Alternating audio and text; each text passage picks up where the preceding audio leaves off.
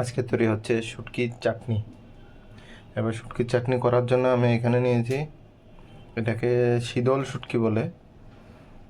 শীতল শুটকি নিয়েছি গোটা 3, কাঁচা লঙ্কা কুচানো, পেঁয়াজ কুচানো, রসুন গোটা আর টমেটো। এগুলো এখন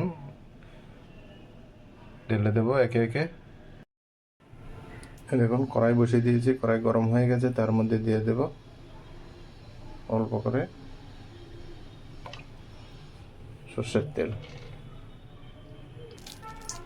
তেল গরম হয়ে গেছে, এবার তার মধ্যে দিয়ে দেবো এগুলো সব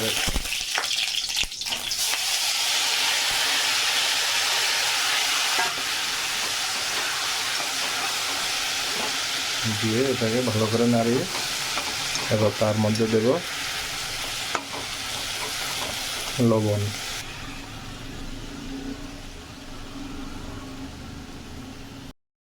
এবার তার মধ্যে দিয়ে দেব অল্প করে হলুদ আর শুকনো লঙ্কার গুঁড়ো দিয়ে এটাকে ভালো করে নাড়িয়ে ঢেকে দেব যেন এগুলো সব সেদ্ধ হয়ে যায়। এই দেখুন সুন্দর সেদ্ধ হয়ে গেছে। এবার এটাকে আস্তে আস্তে কম আগুনে এটাকে ভালো করে ভাজবো।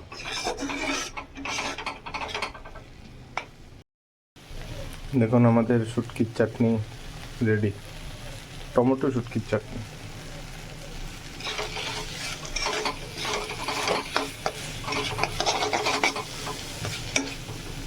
এবার নামিয়ে নেব।